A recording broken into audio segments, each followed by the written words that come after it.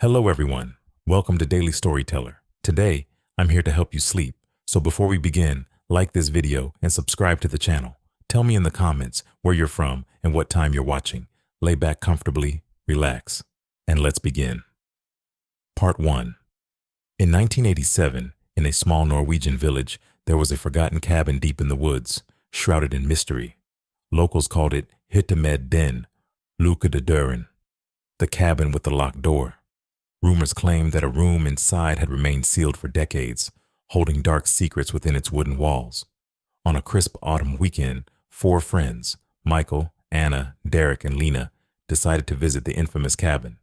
What began as an adventurous getaway turned into a haunting encounter that would leave them scarred forever. Michael, a college art student, was skeptical of ghost stories. For him, the trip was simply an opportunity to sketch the serene Norwegian landscape. His girlfriend, Anna, was the opposite, a thrill-seeker fascinated by mysteries and legends. Derek, Michael's childhood friend, was confident and headstrong. He had suggested the trip after reading about the cabin in a local guidebook. Lena, Anna's best friend, was more reserved, but observant, often noticing things others missed. "This is just an old cabin," Michael said as they approached. "There's nothing to be afraid of." But Lena couldn't shake the unease creeping up her spine as they got closer. The cabin was a relic of the past, its wooden exterior weathered and roof sagging slightly. The surrounding trees stood like silent sentinels. As Derek pushed the creaky front door open, a rush of cold air greeted them. Inside, the cabin was eerily intact. Dusty furniture sat in the same spots they must have been decades ago. On one side of the room was a small wooden door. Its lock was rusted, but the door itself looked strangely untouched. "Why is this one locked?" Anna asked, jiggling the handle. "Probably nothing," Derek replied. "Maybe an old storage room." But that night, as the group settled in, the locked door seemed to take on a life of its own. Faint creaks and whispers echoed from the other side. That evening, the 4 sat by the fireplace, swapping scary stories. Derek leaned forward, his tone conspiratorial. "They say the family who lived here disappeared. No one knows why, but the room, the locked one, it's said to hold their final secret." Anna chuckled nervously, but her laughter was cut short by a loud knock, coming from the locked door. Everyone froze. "Probably just the wind," Michael said, rising to investigate, but as he approached, the knocking stopped. "This doesn't make sense," Lena whispered, her voice barely audible. The next morning, Derek decided to break into the room. Using a rusty crowbar he'd found outside, he pried the door open. Inside was a dim, claustrophobic space. The walls were etched with strange, crude symbols. In the center of the room stood an old wooden chair, and scattered around it were faded photographs of a family, a man, a woman, and a child. "What is this?" Anna asked, her voice shaking. Michael ran his fingers over one of the symbols. "I've seen this before. It's some kind of binding mark." Before they could process further, a sudden gust of icy wind slammed the door shut behind them. Derek, always the daring one, touched one of the symbols on the wall. Immediately, his body stiffened and his eyes rolled back. He began to mutter in a low, guttural voice, words in a language none of them understood. "Derek!" Michael shouted, shaking him. But Derek didn't respond. He turned toward them, his face distorted with an expression of malice. "We need to leave," Lena said urgently, but when they tried the cabin's main door, it wouldn't budge. The windows, too, seemed sealed by an invisible force. Anna spotted another symbol carved into the floor, a circle with intricate designs. "This must be the key," she said, "and we have to destroy it." Using a nearby rock, Michael struck the floor symbol with all his strength. With each hit, Derek screamed in pain, his voice no longer his own. Finally, the symbol shattered. Derek collapsed unconscious. The group carried Derek out of the cabin. As they reached the edge of the forest, Lena stopped abruptly. "Where's Lena?" Anna asked, panicked. Michael turned back, but Lena was nowhere to be seen. The 3 of them returned to the cabin's location, but to their horror it was gone.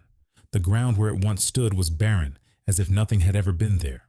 A week later, Derek woke up in a hospital, his memories of the trip erased. Michael and Anna tried to move on, but each night they heard faint knocks at their apartment door. Part 2. In 1892, nestled deep in the foggy hills of Somerset, England, stood Ashcombe House, a sprawling manor with a sinister reputation.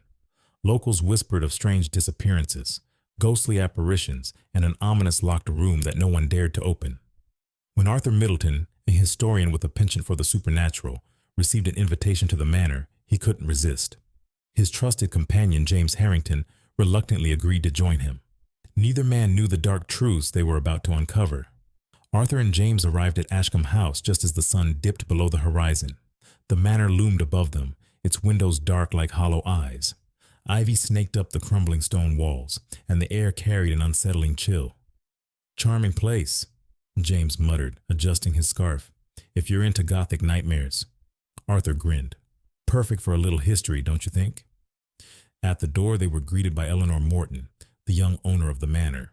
She was striking, with sharp green eyes and an aura of mystery. "Welcome to Ashcombe," Eleanor said softly. "I must warn you, this house isn't kind to strangers." Her words hung in the air as they stepped inside. The grand foyer was dimly lit, the chandeliers above them swaying gently as if disturbed by an unseen breeze.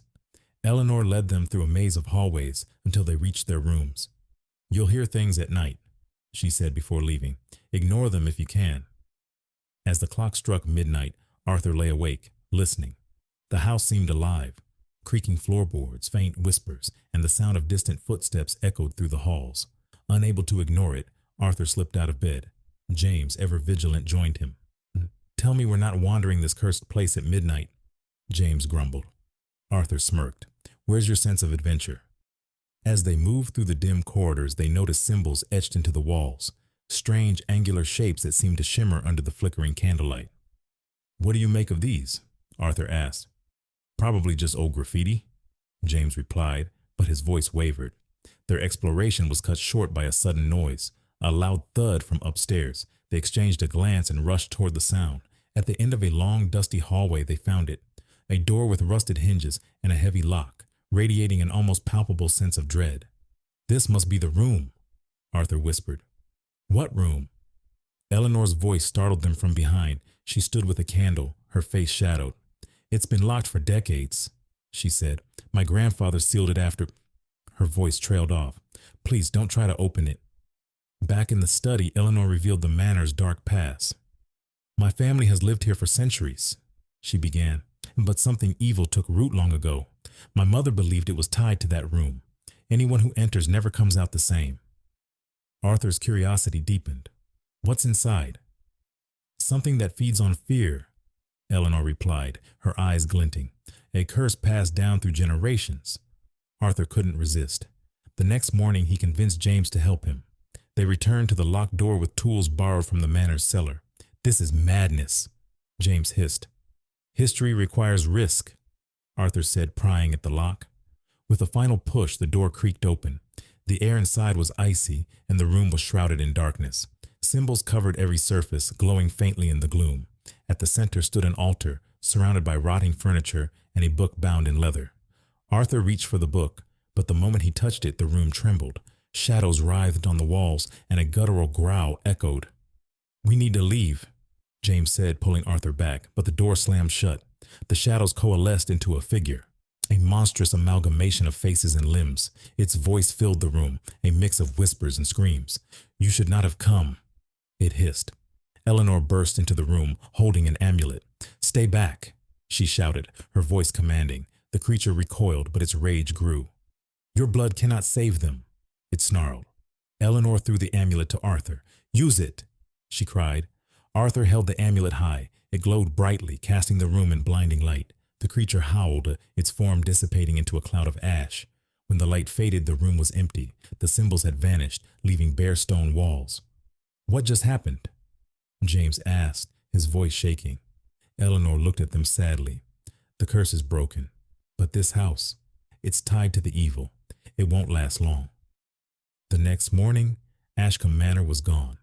All that remained was an empty field, overgrown with weeds. Arthur and James returned to London, but they were forever haunted by the memories of that night.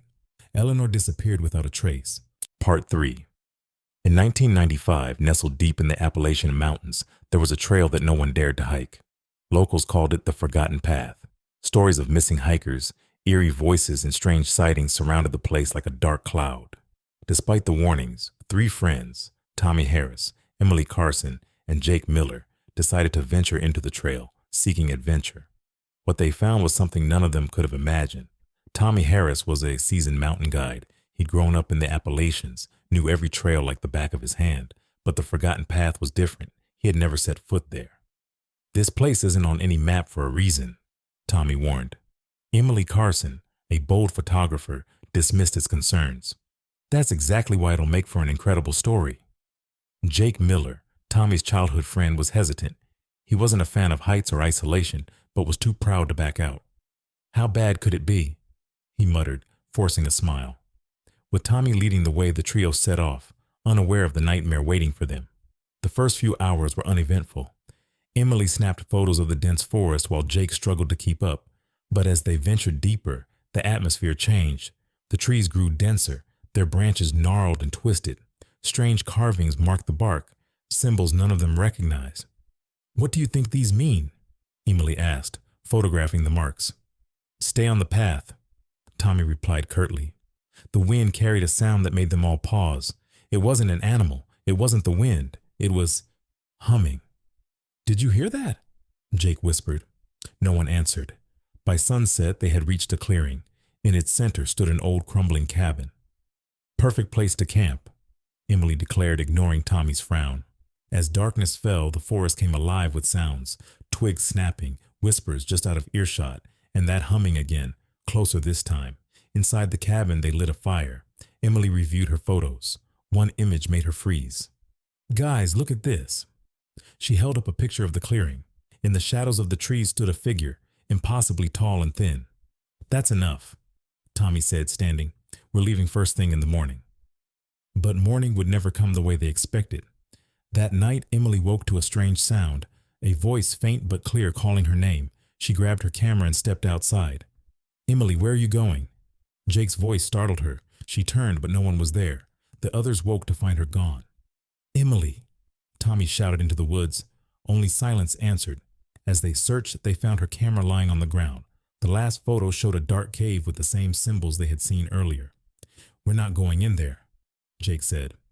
"We don't have a choice," Tommy replied, gripping his flashlight. The cave reeked of damp earth and decay. The air was thick, heavy, and cold. Inside, the walls were covered in glowing symbols. At the far end, Emily stood, her back to them. "Emily!" Tommy called. She turned slowly. Her face was blank, her eyes vacant.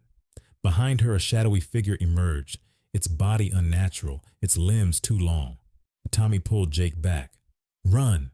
he shouted. The creature lunged, but Tommy threw his flashlight, causing a brief distraction. They ran, hearing Emily's voice calling after them, though they knew it wasn't really her. By dawn, Tommy and Jake reached the edge of the trail. They collapsed on the ground, gasping for air. "Emily, we left her," Jake choked out. Tommy didn't respond. His eyes were fixed on the woods, where the shadows seemed to move. The authorities never found Emily. Tommy never returned to the mountains. Jake, haunted by guilt, moved far away. But locals say the humming can still be heard on the forgotten path, and those who follow it never come back. Thank you for watching. If you enjoyed this story, please like, subscribe, and leave a comment below. Let me know what you think happened to Emily. Check out my other videos for more chilling tales, and don't forget to share this with someone who loves a good scare. See you next time on Daily Storyteller.